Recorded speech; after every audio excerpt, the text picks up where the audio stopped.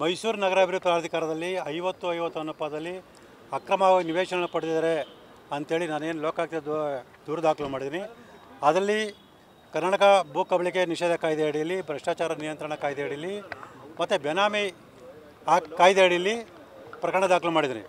ಹಾಗಾಗಿ ಲೋಕಾಯುಕ್ತ ತನಿಖಾಧಿಕಾರಿಗಳು ಆರೋಪಿಗಳನ್ನು ವಿಚಾರಣೆ ಮಾಡೋ ಸಂದರ್ಭದಲ್ಲಿ ಅವರು ಯಾವ್ಯಾವ ಆಸ್ತಿಗಳನ್ನು ಸಂಪಾದನೆ ಮಾಡಿದ್ದಾರೆ ಮತ್ತು ಮಾರಾಟ ಮಾಡಿದ್ದಾರೆ, ಎಷ್ಟು ಅಕ್ರಮ ನಡೆಸಿದ್ದಾರೆ ಅನ್ನೋ ಬಗ್ಗೆ ಸಮಗ್ರವಾಗಿ ತನಿಖೆ ನಡೆಸಬೇಕಿತ್ತು. ಆದರೆ ಆ ರೀತಿ ತನಿಖೆ ನಡೆಸದೆ ಕೇವಲ ಸಿದ್ದರಾಮಯ್ಯವರ ಕುಟುಂಬಕ್ಕೆ ಸಂಬಂಧಪಟ್ಟಂಥ 14 ನಿವೇಶನ ಸಂಬಂಧ ಮಾತ್ರ ತನಿಖೆ ಮಾಡ್ತಾ ಇರೋದು ಮಾಹಿತಿ ತಿಳಿದುಬಂದಿದೆ.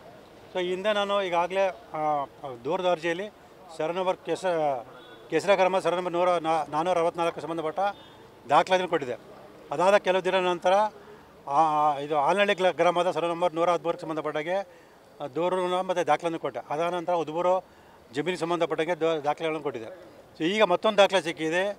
ದಟ್ಕಳ್ಳಿ 3ನೇ ಹಂತದ ನಿವೇಶನ ಸಂಖ್ಯೆ 3553 ಅಳತೆ ಸಂಖ್ಯೆಯ 50-80 ಅಳತೆ ನಿವೇಶನವನ್ನು ಸಿದ್ದರಾಮಯ್ಯರು ಮೊದಲನೇ ಬಾರಿಗೆ ಮುಖ್ಯಮಂತ್ರಿ ಆಗಿದ್ದ ಸಂದರ್ಭದಲ್ಲಿ ಅಂದರೆ 1997ನೇ ಇಸ್ವಿಲಿ ಚಾಮುಂಡೇಶ್ವರಿ ಕ್ಷೇತ್ರದ ಶಾಸಕರಾಗಿದ್ದಂತಹ ಎಂ ಸತ್ಯನಾರಾಯಣವರು ಮಂಜೂರಾತಿ ಮಾಡಿಸ್ಕೊಂಡು ಅಲ್ಲಿನ ಆಗಿನ ನಿಯಮದ ಪ್ರಕಾರ 10 ವರ್ಷಗಳ ಕಾಲ ಯಾರಿಗೂ ಪರಭಾರ ಮಾಡುವಾಗಿಲ್ಲ ಮತ್ತು ಮನೆ ಕಟ್ಟಲಿಲ್ಲ ಅಂದರೆ ಅವರಿಗೆ ಪ್ರಾಧಿಕಾರ ಕರೆಪತ್ರ ಕೊಡೋವಾಗಿಲ್ಲ.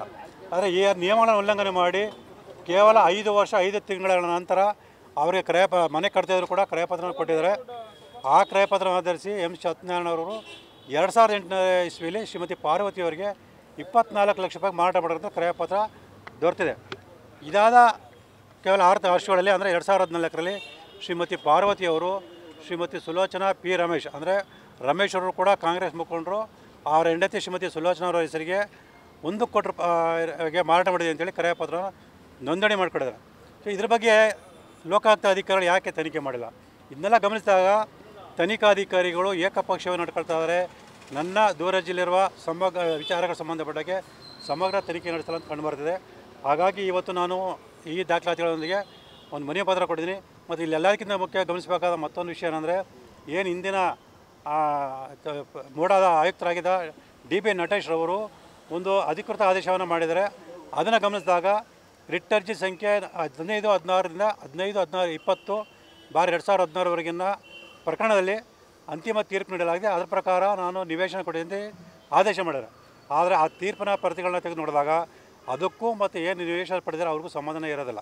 ಸೊ ಇದ್ರ ಜೊತೆಗೆ ಸೈಯದ್ ಅಲಿ ಅನ್ನೋರಿಗೆ ಇದೇ ನಟೇಶ್ ಅವರು ಕಾನೂನು ಬಾಹಿರವಾಗಿ ಯಾವುದೋ ರೀತಿ ಅನುಕೂಲ ಮಾಡಿಕೊಟ್ಟಿದ್ರೆ, ಈ ಹಿನ್ನೆಲೆಯಲ್ಲಿ ಸೈಯದ್ ಅಲಿ ಅವರು ನಟೇಶ್ ಅವರ ಹೆಂಡತಿ ಶ್ರೀಮತಿ ರಶ್ಮಿ ಅವರ ಸೋದರ ಮಾವ ರಾಜಶೇಖರ್ ಎಂಬವರಿಗೆ ಮತ್ತು ಅವರ ಹೆಂಡತಿ ಶ್ರೀಮತಿ ತಾರಾ ಅವರಿಗೆ ಒಂದೊಂದು ನಿವೇಶನ ನೋಂದಣಿ ಮಾಡಿಕೊಟ್ಟಿದ್ದಾರೆ.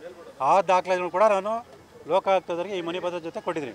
ಸೊ ಇದನ್ನೆಲ್ಲ ಗಮನಿಸಿದಾಗ ಮೂಢ ಅಧಿಕಾರಿಗಳು ಮತ್ತು ರಾಜಕಾರಣಿಗಳು ಅಕ್ರಮವಾಗಿ ನಿವೇಶನ ಪಡೆದಿರೋದು ಮತ್ತು ಕೋಟ್ಯಾಂತರ ರೂಪಾಯಿಗಳನ್ನು ಅಕ್ರಮ ಲಾಭ ಮಾಡ್ಕೊಂಡಿರೋದು ಮತ್ತು ಕೋಟ್ಯಾಂತರ ರೂಪಾಯಿಗಳ ಅಕ್ರಮ ಹಣದ ವ್ಯವಹಾರ ಮಾಡೋದು ಸ್ಪಷ್ಟ ಕಂಡುಬರುತ್ತದೆ. ಇದೆಲ್ಲದರ ಬಗ್ಗೆ ಸಮಗ್ರ ತನಿಖೆ ನಡೆಸಬೇಕು. ಕೇವಲ ಸಿದ್ದರಾಮಯ್ಯವರ ಕುಟುಂಬಕ್ಕೆ ಸಂಬಂಧಪಟ್ಟ 14 ನಿವೇಶನ ಸಂಬಂಧಪಟ್ಟಂತೆ ಮಾತ್ರ ತನಿಖೆ ನಡೆಸಬಾರ್ದು.